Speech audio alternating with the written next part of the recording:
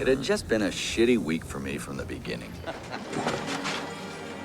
From the moment I slapped eyes on this hombre, I smelled trouble. So if I decided to go up against you, I mean, what chance would I have had? Answer? Zero. Get up, you bald-headed reprobate. Get out! On your feet. Get out of here. Don't you ever try and help me again.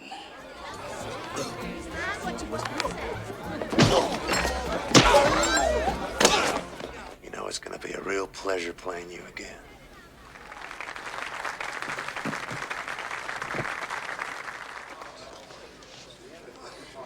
Eights and eights. How you gonna know if you can beat my straight flush? Well, aren't you gonna look at your card? No need. What are you playing at, Maverick? Look at your card. Well, I'd look at my card if I were you, son. What kind of poker are you playing? Look at that goddamn card!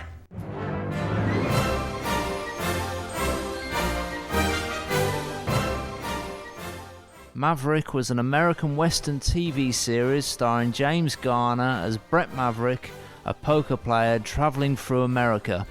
The show ran for 5 seasons, from 1957 to 1962.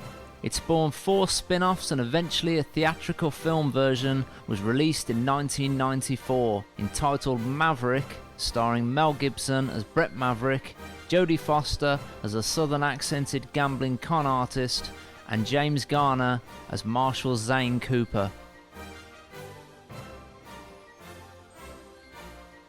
The story follows Brett Maverick, a gambler in the Old West looking to secure enough money to enter a poker tournament.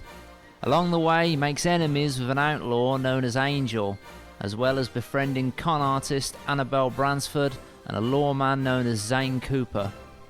Through his journey, Maverick encounters obstacles intent on preventing his entering the tournament, but Maverick is just too lucky.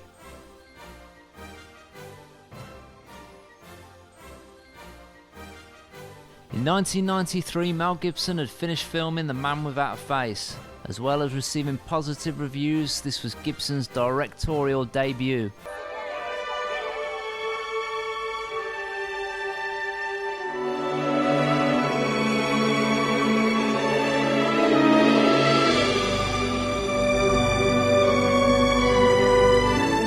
Filming for Maverick began in 1993. It was directed by Richard Donner and written by William Goldman. Donner had previously directed episodes of The Twilight Zone as well as Superman in 1978 and the Lethal Weapon franchise, which ran from 1987 to 1998. After writing the script, William Goldman offered the role of Zane Cooper to a friend and collaborator, Paul Newman. Newman loved the script and agreed to the film, but the producers lowballed his asking price and he reluctantly turned down the offer. Parts of the film were shot at Lake Powell and Warm Creek in Utah. Other filming locations include Lee's Ferry and Marble Canyon in Arizona, Lone Pine, Manzanar, Big Pine, and Yosemite National Park in California. The Commodore was played by James Coburn. During filming, Coburn's arthritis was causing him constant pain. His fellow cast and crew knew of his pain, but said to his credit they never once heard him complain. Near the movie's beginning, Maverick asks the young man wearing the bowler hat at the poker table, who claims to be a gunfighter, what his name is. What's your name, son? Johnny. Johnny what? You got a last name? Johnny Harden. He answers Johnny Harden. Maverick clowns around with him to begin with, but then draws his gun on him. The real John Wesley Harden was a notoriously fast, volatile and deadly gunfighter of the Old West, who shot and killed more than 40 men before being shot in the back of the head in 1895. Jodie Foster's character's graceless in the film stems from the first scene she shot when she waited for Mel Gibson to help her down from the stagecoach. Instead, he took her parasol and walked away. She tried to get down alone and tripped to the ground. Director Richard Donner liked it so much that he kept the shot in the film and staged more scenes of Foster stumbling and being dumped through a window.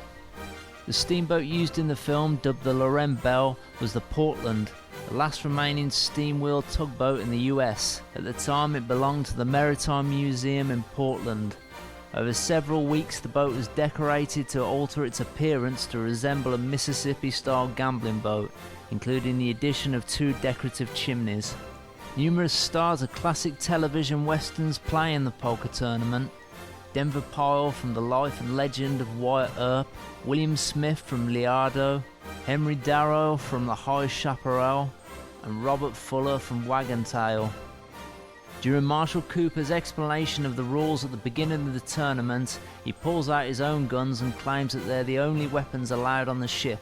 When putting them away, he drops one but smoothly continues talking while somebody hands him his dropped gun. This was not scripted. James Garner dropped the prop by accident but kept acting, resulting in a funny moment that the director kept in the final cut. Mel Gibson and Jodie Foster became close friends after making this film. She was also considered to play Gibson's love interest again in Conspiracy Theory, but she turned it down to make Contact, and the role went to Julia Roberts. In 2011 they worked on The Beaver together, which was directed by Foster. To this day both Mel and Jodie still love to play poker together. Danny Glover makes a cameo as a bank robber. In the scene the pair sense they know each other while the Lethal Weapon music plays. Give me that.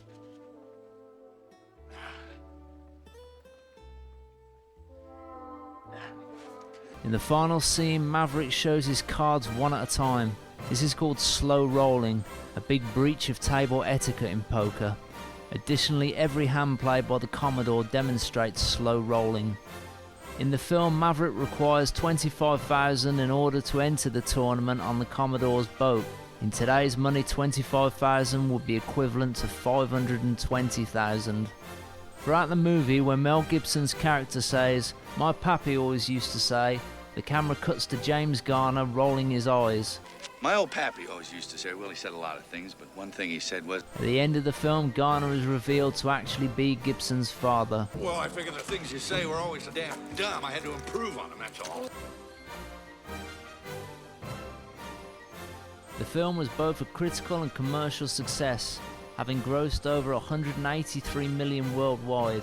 As of 2013, the film is the 6th highest grossing Western film in North America.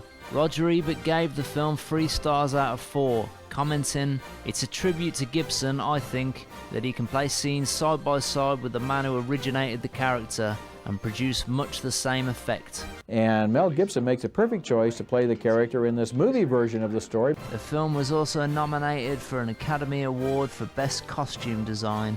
Maybe overshadowed by Gibson's next film, Braveheart, this film is nonetheless a classic.